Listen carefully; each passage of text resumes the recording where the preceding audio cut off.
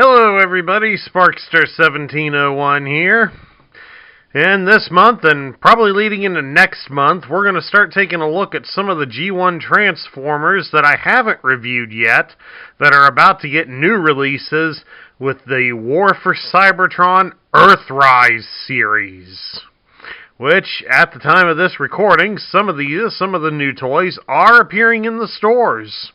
So if you haven't checked them out yet, I recommend you do so. Some of them look pretty good. But anyway, we're getting some new Micromasters with the Earthrise series. They won't turn into weapons like they did for Siege, so thank the maker for that one. But this is one of the teams that is making a comeback. We're taking a look at the 1990 Hot Rod Patrol. Now, the Hot Rod Patrol was released in 1990. They would be among the last of the Transformers to be released in the G1 line here in the United States. And they would be discontinued by 1991 when the line ended. So, here we have in the squad Big Daddy, Greaser, Hubs, and Trip Up. And of course, it's Big Daddy and Trip Up that are returning to the line in new forms for the Earthrise series. But let's take a look at these guys from where they came from in the G1 era. Let's start by taking a look at Big Daddy. And of course, we are not referring in any sense of the words to the Adam Sandler movie. And since I'm not a fan of his, the less said about him, the better. Big Daddy here is the patrol commander, so that effectively makes him leader of the team. He earned the position due to the fact that out of all four of the Hot Rod Patrol's members, he's the least out of control, but is still considered quite rebellious by Autobot standards.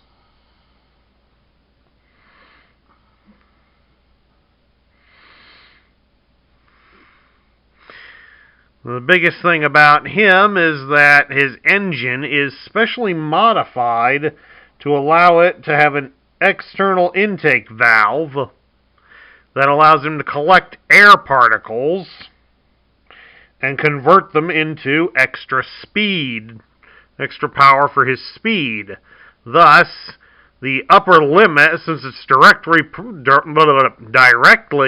proportional to his needs, the upper limits of his top speed are unknown. So, Big Daddy can probably almost hit Mach 1 if he gathers enough power in his engine. Taking a look at the toy's articulation, you can rotate his arms most of the way around. They just tend to snag on different areas. Either they'll catch here on the back of it, top of his leg, or by going in the other direction, they pretty much the same place. They catch on the legs. He does have a joint at his hip, so you can bend him at the hip, what looks to be maybe about 85 degrees, and then you can bend him at the knees to do a full sit-down. To transform Big Daddy, you would put his arms in a straight position like so. They should just securely, snugly fit in and hold steady. And fold up the hood on his chest. By the way, this is a part you'll want to make sure is included. As you can see here, it's held on by very small tabs, so be wary of it being removed on loose samples. And then you will fold his legs up and over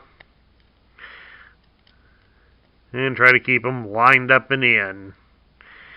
And here is his alternate mode. Of course, naturally, he's some sort of little hot rod.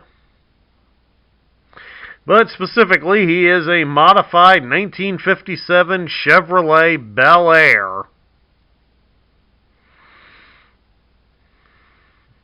For those of you about my age, ask your parents what one of these was like. If any of you are considerably younger than me, hint, I'm 40, ask your grandparents. At any rate, how well does he roll on his little wee wheels here? Well, let's try that again after a false start. Pretty good. It could be better, but what else can you say about it? Next up on the team is Greaser.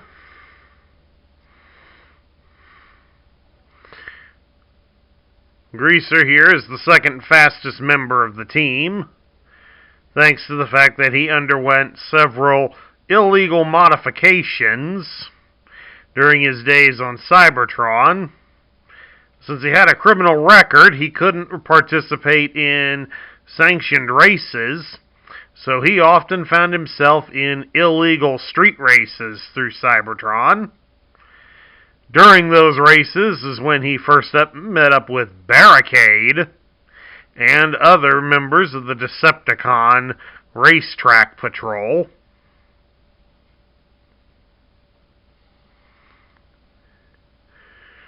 So in ways, Greaser here is the tough bot of the team.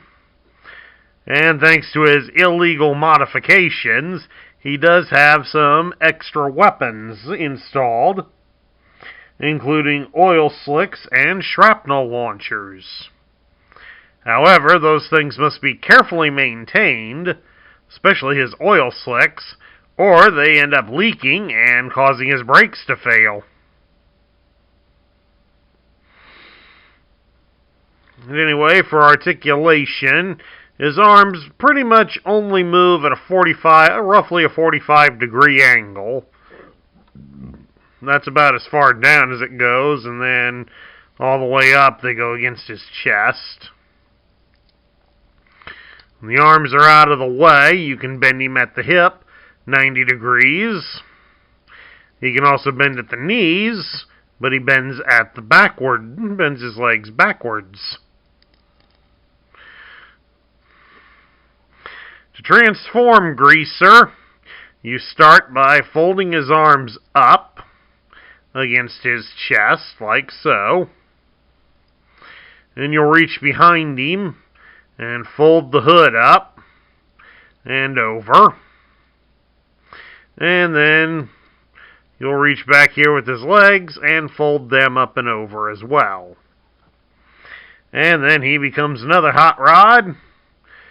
Pretty much an older style hot rod. He's a 1934 Ford Deuce Coupe. Same kind of car that the Beach Boys sang a song about. I'll spare you my singing. I can't do that worth anything. But anyway, how does Greaser here roll on his little wee wheels? He actually rolls a little better than Big Daddy. So, that's one plus in his favor. Next up in the line, we have Hubs. Hubs here is the young rebel of the team. He's the youngest member, but also the most inexperienced. So he tends to be all speed and no control. Even though he does have telescopic vision and a radar scanner to help keep him on target. He's the one that also most dislikes authority, so he's pretty much like your average teenager.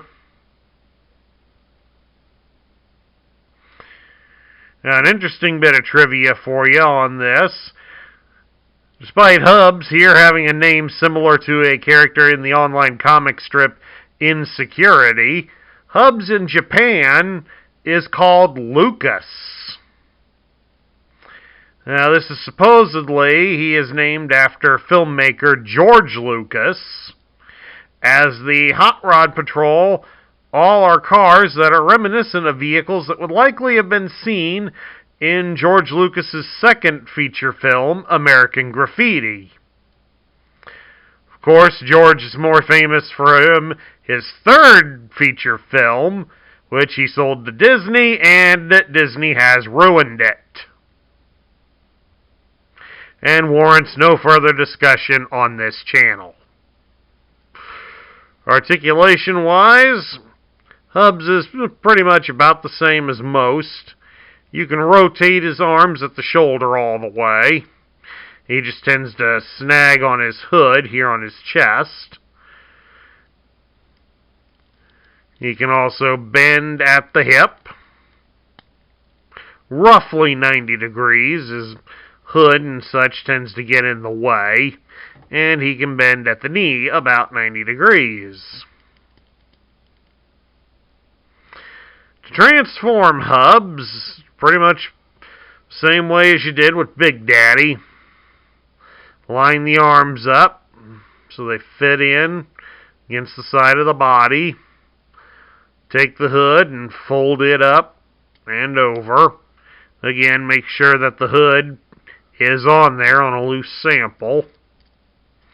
And then fold the legs over. And there you have it. His alternate mode is a 1941 Willys coupe, which again you would see in a lot of 1950s drag racing movies or street racing movies. Like American Graffiti did feature some street racing, so you probably saw one of these in there.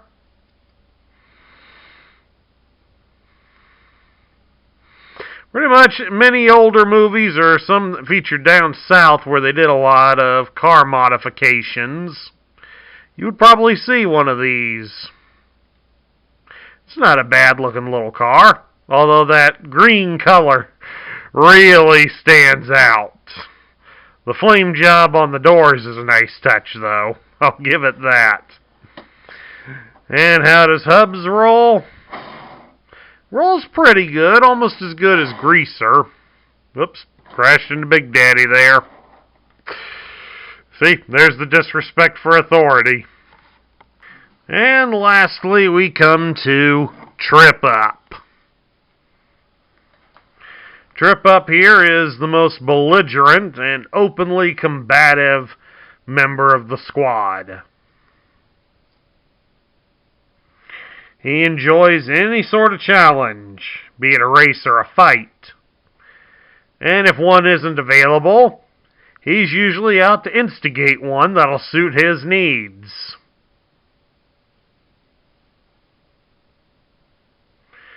Since the unit's not formally disciplined very much due to Big Daddy's lax leadership, Trip Up gets away with this. However, they do keep an eye on him due to the fact that the impressionable young Hubs may start picking up some of Trip Up's nasty habits. But of course, the habit they'd probably like to see Hubs pick up from Trip Up is the fact that Trip Up tends to lose his balance when transforming at high speed.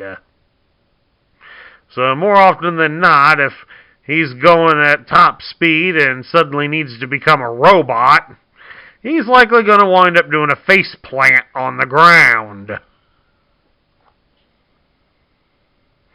Or in other ways, hurt himself.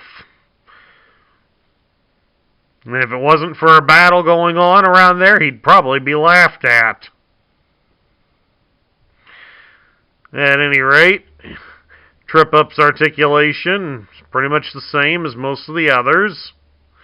The arms can rotate, but he keeps snagging on the hood, and here you can see the hood popped off here. So that tells you relatively how easy it is for these things to come off. Snap that back into place there. Just popped off again. We'll do the articulation here. You can bend him at the hips about 90 degrees. And he can bend at the knee about 90 degrees. Alright. Keep him on camera here while I reach behind my chair to get the hood back. As you can see, that wasn't very hard to pop off of there, so do be careful of that when you are buying a loose one. Now to transform Trip Up, there goes again. You straighten the arms out like that. Let him lay on the table here while we reach under the table and get the hood for the last friggin' time. See, unlike all the other Transformer reviewers, I let you guys see the bloopers here. I'm not ashamed of my screw-ups. Now, with the hood attached, you will fold the hood up like so. And it better stay there.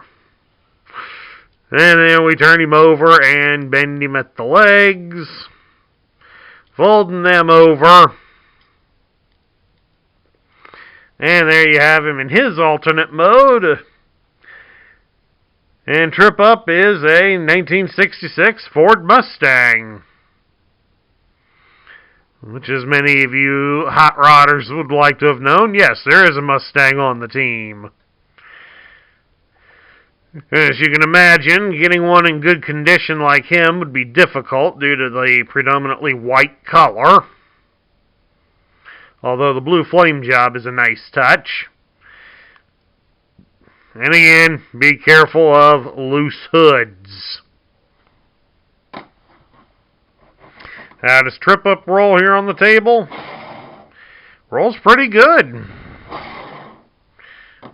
Pretty good drive. So, all in all, they're a rather nice looking little unit. Now we get down to my thoughts on them. What do I think of the Hot Rod Patrol? Well, wait a minute here. We can't go to my thoughts. We got to show you this. We got the card backer. We're getting ahead of ourselves here. We got the card backer to show you. So you see, we got everybody here lined up. Big Daddy, Trip Up, Greaser, and Hubs. They'd all be lined up here in their car modes on the package. And then here we got on the back. And of course, now they changed that they've been commissioned by the Micromaster command instead of Power Master, because there were no Power Masters on the market in 1990. And of course, up here in the corner, we've got two other units that were also available at the same time. Second Autobot unit, the Monster Truck Patrol, even though this one has it labeled as Monster Trucks Patrol. And the Decepticon Military Patrol. And of course, each guy has his own instructions and his own personal motto. Big Daddy's is, we can take the Decepticons anytime, anywhere. Trip Up is, if you're not driving to win, don't drive at all. Greaser is, I dig watching Decepticons crack up after I cross the finish line first. And Hubs is, I enjoy burning rubber over Decepticon metal. And of course, down here in the bottom right corner, you have the barcode and the robot points. The Hot Rod Patrol was worth 1 point. And we come over here to their tech spec. It's done it primarily in red to show they are Autobots, and it includes 4 pictures of each. It includes a picture of each member, which is the same pictures as the ones on the front of the card. As you can see, they've crammed a lot of info into their bio, so the text is very, very small. It gives the unit's name as the Hot Rod Patrol, and their function is Highway Reconnaissance. The team's motto is, the essence of speed relies on our power to perform. Each possesses 16 cylinders of carbonic Autobot muscle. High-performance Avengers have more rubber-burning speed than the fastest squad of Energon-powered Decepticons, usually seen cruising up and down Earth beaches and boardwalks.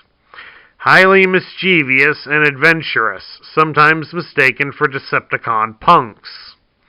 Though preoccupied with fun, still able to quickly respond to emergency roadway situations. Able to spot dangerous Decepticon highway marauders using telescopic, Kevlar-energized localizer radar. No, that's Kelvar-energized localizer radar. Each car is protected by a geometrical shield which deflects Decepticon photon disintegration beams. Courage and tenacity are the patrol's finest attributes. And over here we go to their stats. It says their teamwork is 9, their cooperation is 8, their strength is 6, their endurance is 10, their speed and intelligence is 8, and their courage and skill are both 9. So, they are a rather powerful force in amongst themselves. Now we can get down to my thoughts. The Hot Rod Patrol is an interesting addition to the Transformer mythos, and probably not a bad one as well. Souped-up muscle cars like them, though, aren't exactly the best disguise, because many of these vehicles have long since been taken to the scrapyard. Very few of them still remain on the road, and definitely do catch the eyes of any motorists passing by them that happen to see them.